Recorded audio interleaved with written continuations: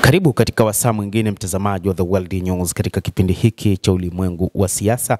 Naitwa Adam Hussein. Mnamo wiki hii Waziri Mkuu Benjamin Netanyahu amemuomba Rais wa Urusi Vladimir Putin kwamba azungumze na utawala wa Iran ili wamalize tofauti zao. Lakini ni nini ambacho Waziri Mkuu Benjamin Netanyahu, ambaye alikuwa na msimamo mkali juu ya Iran ambayo alidai kwamba inamiliki silaha za kinyuklia, nini kimemsukuma akaamua kutaka mazungumzo kati yake pamoja na Iran? Endelea kuwa nami, naitwa Adam Hussein. Katika siku za hivi karibuni, Rais wa Urusi Vladimir Putin akiwa huko Tajikistan katika miongoni mwa mikutano ameeleza wazi akisema kwamba Waziri Mkuu wa Israel Benjamin Netanyahu anahitaji mazungumzo kati yake na serikali ya Jamhuri ya Kiislamu ya Iran. Mazungumzo hayo ni juu ya kuelewana, kwani kumbuke kwamba mataifa hayo mawili yaliingia katika vita zaidi ya mara mbili. Mataifa hayo mawili yaliyo katika eneo la ukanda wa Mashariki ya Kati yaliingia katika vita ambavyo vita vya mwisho vilidumu ndani ya siku 12, ambapo Israel ilianzisha mashambulizi makubwa na mpango wake ilikuwa ni kuharibu vinu vya nyuklia vya Iran, huku ikisaidiwa na Marekani ambayo ilitumia makombora ya Buster yaliyobebwa katika ndege za B-2 ambazo ni nadra sana kuonekana katika rada, na zilifanikiwa kufanya mashambulizi katika vinu vitatu vya nyuklia: kinu cha Isfahan, lakini pia Fordo pamoja na Natanz. Wakati huu Waziri Mkuu Benjamin Netanyahu, licha tu ya kukubali kutaka kufanya mazungumzo dhidi ya Iran, lakini majasusi wa Iran waligundua katika siku za hivi karibuni kwamba baada ya wiki mbili, ambapo sasa zimesalia siku kadhaa baada ya tangazo hilo, Israel huenda ikafanya shambulizi dhidi ya Iran, huku viongozi mbalimbali wa kijeshi wakieleza namna walivyojiandaa kwa ajili ya mashambulizi hayo. Sasa twende moja kwa moja. Ni nini sababu ya Waziri Mkuu Benjamin Netanyahu kuamua kutaka kufanya mazungumzo kati yake pamoja na Jamhuri ya Kiislamu ya Iran na kutatua mgogoro wao uliodumu kwa muda mrefu, ambao Israel iliamua hadi kuingia vitani dhidi ya Iran? Jambo la kwanza ni suala la kiuchumi. Katika kipindi hiki inaonekana kwamba hali ya kiuchumi nchini Israel imeyumba kwa namna moja ama nyingine, kutokana na vita vya miaka miwili ambavyo Israel imepambana dhidi ya kundi la wapiganaji la Hamas, lakini pia ikipambana katika maeneo mengine ikiwa ni pamoja na Lebanon, lakini pia na mapambano yake iliyoyafanya katika eneo la Yemen ikipambana na Wahouthi, lakini pia na vita yake nyingine ya siku 12 kati yake na Iran. Hata hivyo, hali ya kiuchumi imeyumba kwa kiasi kikubwa, ambapo utawala mpya wa rais wa Marekani Donald Trump nao pia unaona hali ya kiuchumi nayo pia imeyumba, na ikumbukwe kwamba Marekani ndiyo mshirika mkuu wa kutoa maamuzi makubwa katika masuala ya kivita, na ndio ambayo imehusika kwa kiasi kikubwa katika utoaji wa silaha pamoja na fedha. Na hivyo Israel inaona njia pekee ya kuweza kujinusuru katika hali ya kiuchumi ni pamoja na kuondokana na migogoro ambayo iko nayo, na ndio sababu ya Waziri Mkuu Benjamin Netanyahu kuamua kutaka kukaa mezani na Jamhuri ya Kiislamu ya Iran kwamba lazima wafanye mazungumzo ili wamalize tofauti zao. Lakini jambo la pili ni vita vyenyewe vya siku 12. Wakati Israel ilipoamua kuingia vitani dhidi ya Iran kwa awamu ya kwanza, ilikuwa ni vita ya kawaida sana, licha ya kwamba iliweza kuharibu miundombinu nchini Iran pamoja na kuua baadhi ya wanajeshi wa Iran na hata maprofesa na wataalamu wa nyuklia. Lakini baada ya Iran kuamua sasa kuingia vitani moja kwa moja na kulipa kisasi, ni kisasi ambacho kimsingi kiliushangaza ulimwengu. Marekani haikuamini juu ya kisasi kilichofanywa na Iran, na hatimaye Marekani kaamua kuingilia kati.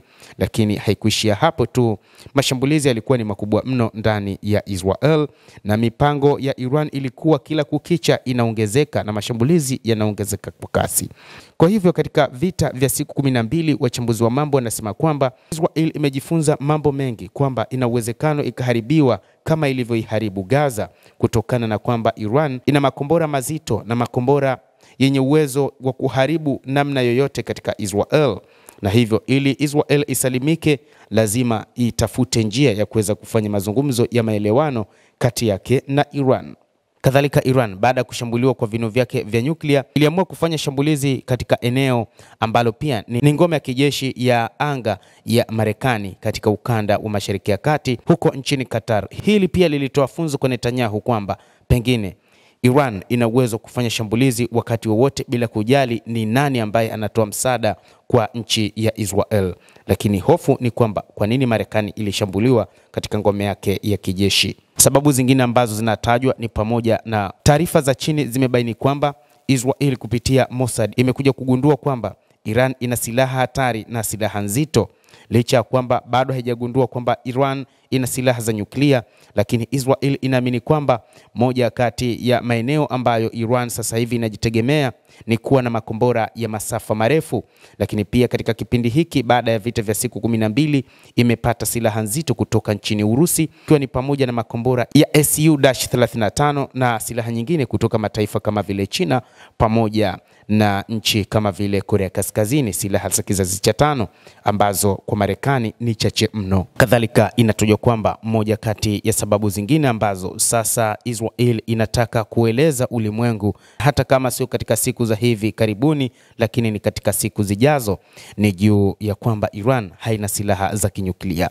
Moja kati ya sababu ambazo zilifanya Israel kuwa na uhasama na Iran ni kwamba ilikuwa ikiamini Iran ina silaha za kinyuklia, lakini kutokana na ujasusi ambao umefanya kazi yake iliyotukuka, ujasusi wa Mossad hakuweza kubaini wapi zilipo silaha za nyuklia, licha ya kwamba Iran ilirutubisha karibia 60% ya uranium, ambapo ni kiasi kidogo tu ingeweza kutengeneza bomu la nyuklia, ambapo kama ingefikia 90% Iran ingekuwa na uwezo wa kutengeneza bomu hilo la nyuklia. Na hivyo Mossad wameshagundua kwamba Iran haina silaha za nyuklia kama ambavyo ilielezwa na baadhi ya majasusi kutoka Marekani, ambao walisema kwamba Iran haina silaha za kinyuklia isipokuwa ina kiasi cha kilogramu 400 za uranium iliyorutubishwa. Sababu ya mwisho ambayo wataalamu wa mambo wanadai ni ushirika iliyokuwa nao Iran dhidi ya mataifa kama vile Urusi, Korea ya Kaskazini, lakini pia pamoja na Uchina. Iran imekuwa na washirika ambao wana tofauti kubwa sana na mataifa ya magharibi, lakini ni washirika ambao kwa sasa wanaonekana kuwa tishio katika ulimwengu.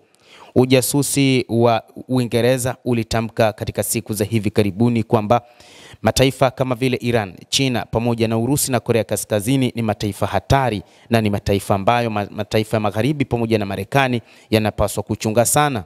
Hii pia inaonyesha kwamba Iran imejipanga vizuri, na hata baada ya vita vya siku 12 mataifa hayo yalitengeneza njia za kuipatia silaha za kutosha Iran, ili ikiwa kuna nchi ambayo itafanya mashambulizi dhidi yake basi silaha hizo zitumike. Lakini pia mataifa kama vile Urusi pamoja na China yamekuwa yakisimamia moja kwa moja Iran, huku yakinadi kwamba ole wake taifa lishambulie Iran. Haya yanatajwa kama sababu ambazo zimemfanya Waziri Mkuu Benjamin Netanyahu kumuomba Rais wa Urusi Vladimir Putin afanye mazungumzo na utawala wa Iran chini ya Ayatollah Al-Khamenei. Mtazamaji, tusubiri. Je, Iran itakubaliana na mpango wa mazungumzo kati yake na Israel? Lakini pia mazungumzo hayo inatajwa mazungumzo hayo huenda yakaihusisha pia na Marekani, lakini Ayatollah Al-Khamenei aliweka wazi kwamba haipo tayari tena kuzungumza na Marekani.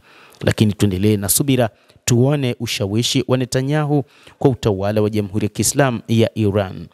Endelea kuwa nasi kupitia hapa The World News. Jina langu ni Adam Hussein. Usisahau kulike, usisahau kucomment, kadhalika na kusubscribe channel yetu hii uweze kupata habari hizi kwa mapana.